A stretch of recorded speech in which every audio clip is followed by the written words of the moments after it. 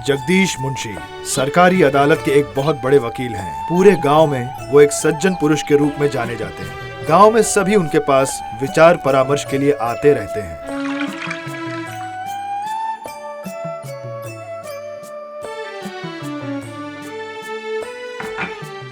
आज आप कुछ परेशान लग रहे हैं। आज अदालत में काम बहुत ज्यादा था क्या? वो मत पूछो, एक ही दिन में 4 मुकदमे थे। ओह फिर मेहनत के साथ साथ कमाई भी तो बहुत अच्छी हो रही है ना। अच्छा हुआ जी, अच्छा हुआ। इस मकान को 2 माले का बनाने के लिए और रुपए चाहिए।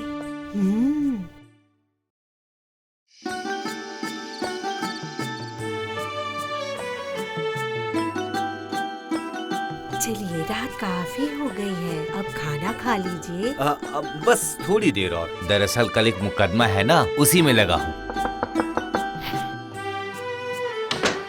क्या हुआ मंगला, तू इतनी रात गए? शाम को ही तो घर के सारे काम खत्म कर गई थी ना? मालिक से कुछ जरूरी काम था भाभी।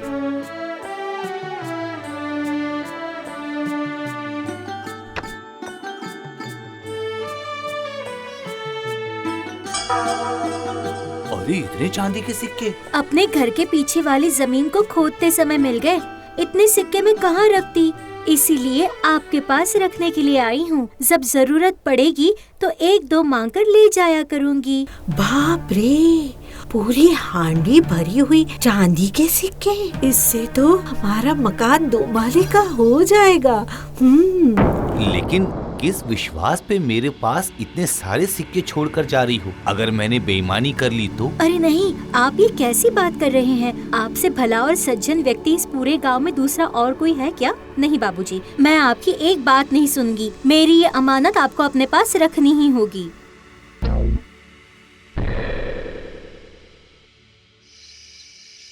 एक, 2, 9, 10, 11, 12, 13, 14।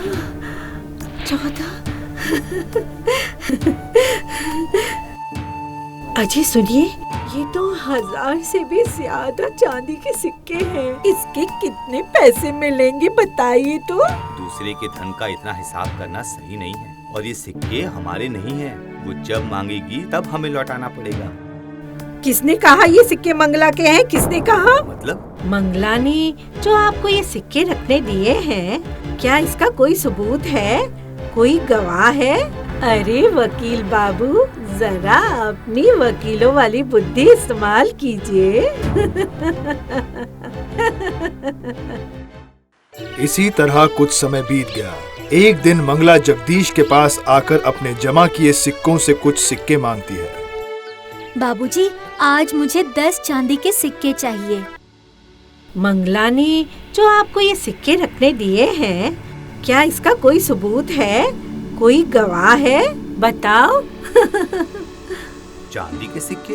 चांदी के सिक्के मेरे पास कहाँ हैं? हाँ? आप ये क्या कह रहे हैं बाबूजी? अभी कुछ दिन पहले ही चांदी के सिक्कों से भरी हुई हांडी में आपके पास रख कर गई हूँ। तुम्हारा दिमाग तो खराब नहीं हो गया है? हाँ? सुबह सुबह क्या नशा करके आई हो?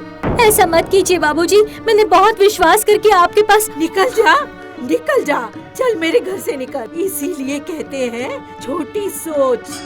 जिसके खुद खाने के लाले पड़े हो, वो कहती है कि उसने 1 हांडी चांदी के सिक्के रखने के लिए दिए थे।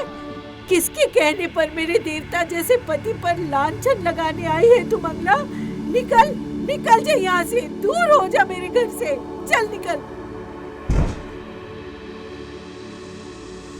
क्या कहा? मेरी सोच छोटी है और तुम सज्जन लोग हो। चोर हो तुम लोग चोर हो तुम लोग, चोर हो। अरे क्या बात है, इतना क्यों चिल्ला रही हो? देखिए इसे सुबह सुबह मेरे घर आके मुझसे कह रही है कि इसने एक घड़ा भर के चांदी के सिक्के मुझे रखने को दिए हैं। एक घड़ा, वो भी चांदी के सिक्के। हाँ, 1 हांडी चांदी के सिक्के? क्या रे मंगला, तू तो लोगों के घर में काम करके अपना गुजारा करती है, तो फिर 1 हांडी चांदी के सिक्के कहाँ से मिले तुझे? लगता है आसमान से टपके हैं। मैंने इनके पास रखने के लिए दिए थे, पर ये चोर और इनकी चोर पत्नी ये मानने के लिए तैयार ही नहीं है। अच्छा, अब आप लोग ही बताइए, आप लोग ही बोलिए, क्या मैं चोर लगता हूँ? हाँ? नहीं बाबूजी नहीं, आप नाम से भी युधिष्ठिर और काम से भी युधिष्ठिर हैं। हाँ, तुम्हें कौन नहीं पहचानता है?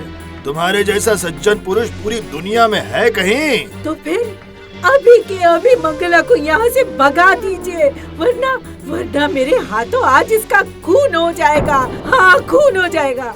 जा तू अपने घर जा और फिर कभी भी यहाँ नजर मत आना। जा अपने घर जा।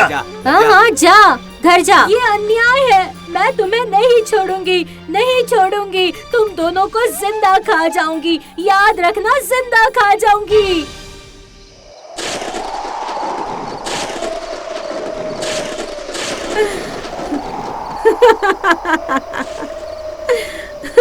देखा आपने, कितनी आसानी से सारे सिक्के हमने हजम कर लिए। गांव के सभी लोग मुझ पर अंधविश्वास करते हैं, इसीलिए सब आसानी से निपट गया। अब लेकिन जल्दी से हमें दूसरा माला तैयार कर लेना चाहिए। हाँ, बाहर आ जाओ तुम दोनों। युधिष्ठिर से दुशासन बन गए हो, तुम्हें मैं जिंदा खा अरे जाऊंगी। बाप रे, ये मंगला तो फिर से वापस आ गई। घर की लाइट कम करके आप चुपचाप बैठी रहिए, उसका इंतजाम मैं अभी करती हूँ। क्या हुआ? बाहर निकलो। समझ गई, हिम्मत नहीं हो रही है ना? पर अब तोड़ करके अंदर आ जाऊंगी। बाहर आ जाओ। मर गई। जला दिया मुझे। अरे बाप रे, पूरा जला दिया। अरे माँ, मैं क्या करूँ? मैं जल गई। पूरी तरह से जलने के बाद रोते रोते उस रात मंगला पता नहीं कहाँ चली गई।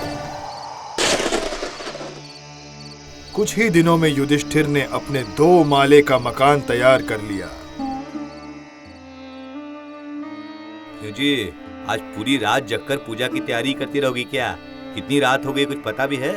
दूसरे माले की पूजन करने के लिए पुजारी जी ने कहा है कि वो कल सुबह ही चले आएंगे। इसलिए अगर रात को सारी तैयारी नहीं की तो सुबह बहुत हड़बड़ी हो जाएगी।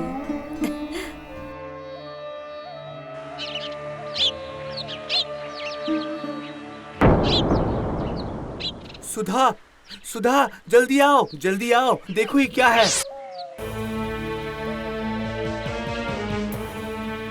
कुछ ही देर में युधिष्ठिर के घर के बाहर लोगों की भीड़ इकट्ठा हो गई। अरे ये कौन है? हाँ, मंगला ही तो है। अरे ये कौन है, बताओ भी। हाँ, मंगला ही है। मंगला है। इतने दिनों तक लापता होने के बाद देखो मंगला आखिर में यहीं पर आकर मरी। हाँ, अरे इसका तो अंतिम संस्कार करना पड़ेगा। अगर आप लोग मेरी थोड़ी मदद कर देते तो। नहीं बाबू युधिष्ठिर, ये तुम्हारा काम है, हम इसमें तुम्हारी कोई भी मदद नहीं कर सकते। क्या मतलब? मतलब मंगला का तुम पर हांडी से भरे सिक्कों को चुराने का आरोप लगाना, उसके बाद उसका गायब हो जाना, फिर तुम्हारे दरवाजे पर आकर मर जाना, और फिर इसी बीच में तुम्हारे दूसरे माले का बनना। इन सब में कोई ना कोई संबंध तो है बाबू, यही सच है। तो क्या आप सब मुझ पर शक कर रहे हैं? ये तो शक की बात है ही। चलो अब सभी चलो, मंगला के चेहरे की तरफ और नहीं देखा जा रहा है। कैसा जला उसका चेहरा। ओहो, छी।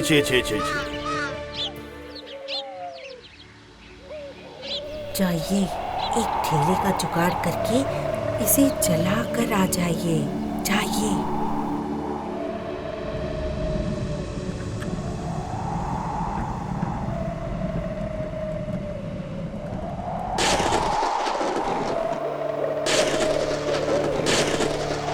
इतनी रात हो गई, अभी तक उनसे जलाकर वापस नहीं आए।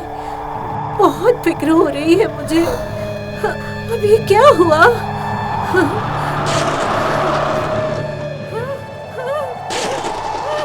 अरे बाप रे! क्या हुआ, पहचाना नहीं? पर तू तो मर चुकी है।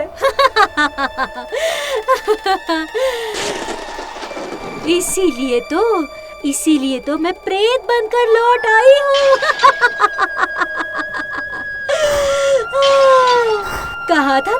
कहा था ना कि मैं तुम सब लोगों को खा जाऊंगी। मेरे पैसों का सुख नहीं ले पाओगे। गलती हो गई मंगला, गलती हो गई। दया करके हमें माफ कर दे हमें। तुम जैसे लोगों के लिए कोई माफी नहीं है।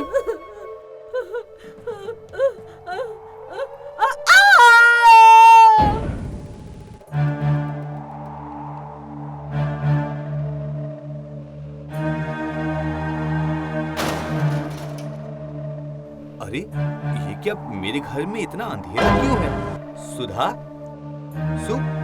अरे ये क्या क्या है ये सुधा यहाँ क्यों पड़ी है? सुधा, ये क्या, ये सांस क्यों नहीं ले पा रही है? तो क्या इसका वो मर चुकी है। मैंने उसे धक्का देकर मार डाला।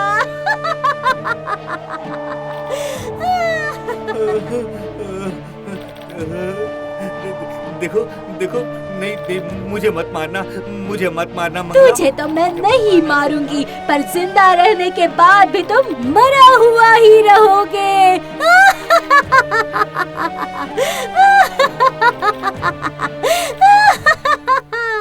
उस रात के बाद से ही युधिष्ठिर पागल होने लगा। अब वो बिल्कुल ही होश खो बैठा है। ये प्रेतात्मा का अभिशाप है। हाँ, ये प्रेतात्मा का अभिशाप है।